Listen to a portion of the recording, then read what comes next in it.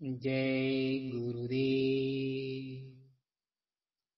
प्रेमी भाई बहनों, महात्मा कहते हैं कि घमंड किसी चीज का नहीं होना चाहिए। घमंड ही हम आपको नीचे गिरा देता है। एक बार जब नारद जी को घमंड हो गया अपनी भक्ति पर, तो उन्होंने सारे विश्व में गुणगान करने लगे कि मैंने कामदेव को जीत लिया। जब ये बात सभी देवताओं को पता चली तो उन्होंने सोचा कि नारद जी को घमंड हो गया है, कहीं अगर पता विष्णु जी को लग गया तो इनको जो है बहुत बड़ा नुकसान हो जाएगा।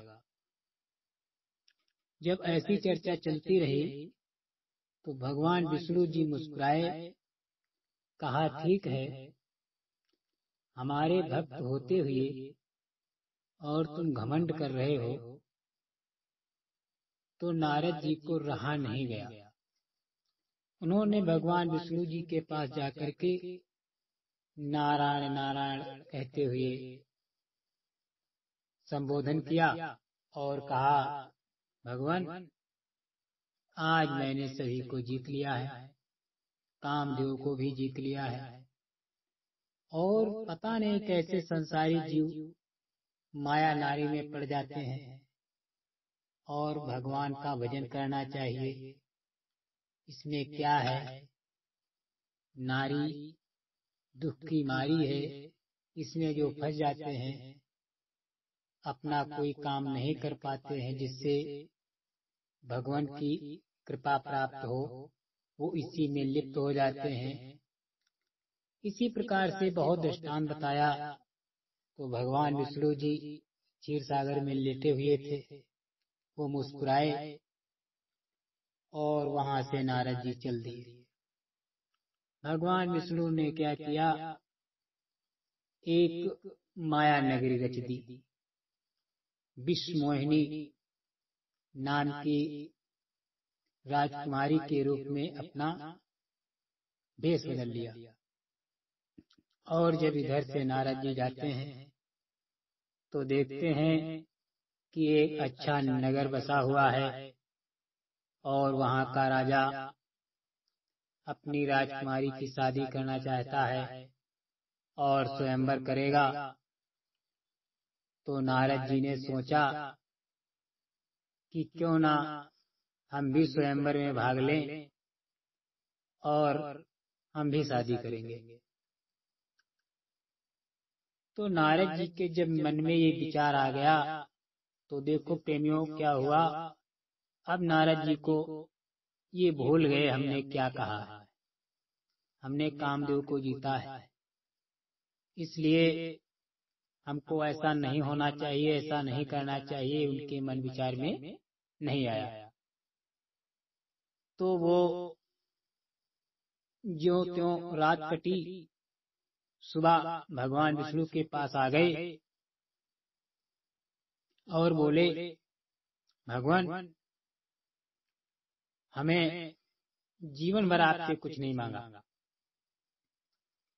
अब आप हमें अपना रूप दे दीजिए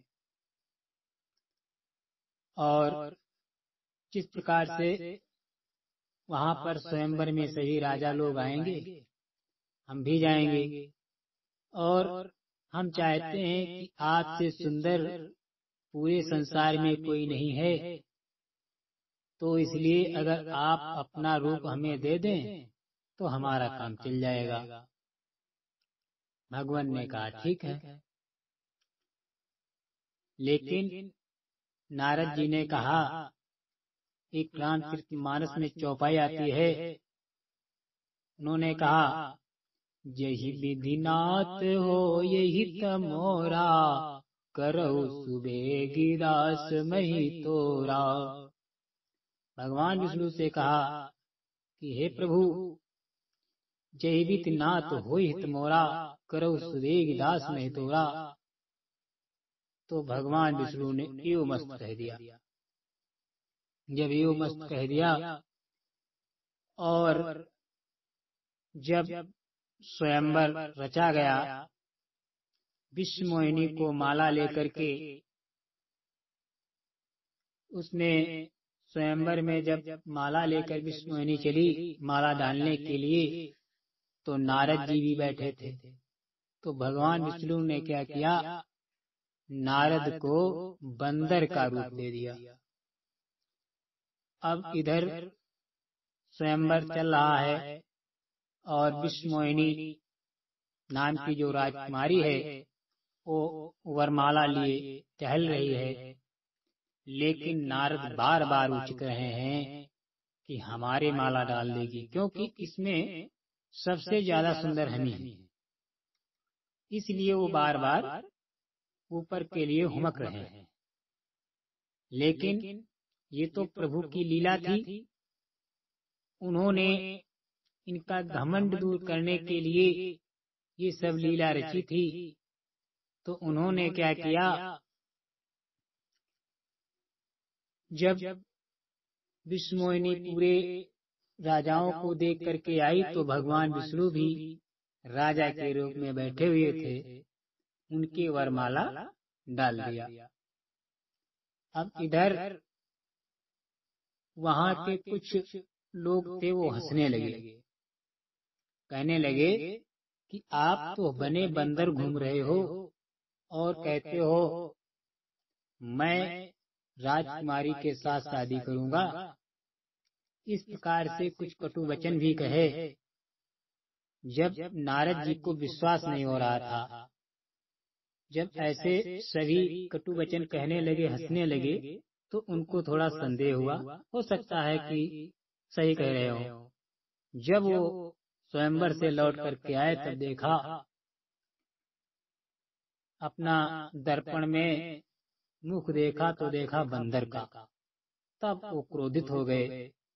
क्रोधित होने के बाद जब भगवान विष्णु के पास आए, तो भगवान विष्णु ऐसे लेटे थे जैसे उन्होंने कुछ किया ही न हो। तो उन्होंने कहा, भगवान मैं आपसे ये इच्छा नहीं रखता था, आपने तो ऐसा कर दिया, और मैं तुम्हें श्राप देता हूँ कि जो रूप मुझे दिया है आपने, बंदर का रूप दिया है, और जब आप त्रेता युग में राम के रूप में अवतार लेंगे, तब बंदर भालू ही आपकी सहायता करेंगे। जिस प्रकार से आज मैं नारी के वियोग में तड़प रहा हूँ, इसी प्रकार से आप भी नारी के वियोग में तड़पेंगे।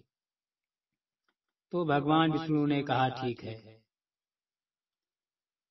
उसके बाद जब भगवान विष्णु ने उनको चेतना दिलाई, अंतर्दृष्टि खुली, तो नारद जी को एहसास हुआ कि हमने क्या कहा था और क्या कर डाला।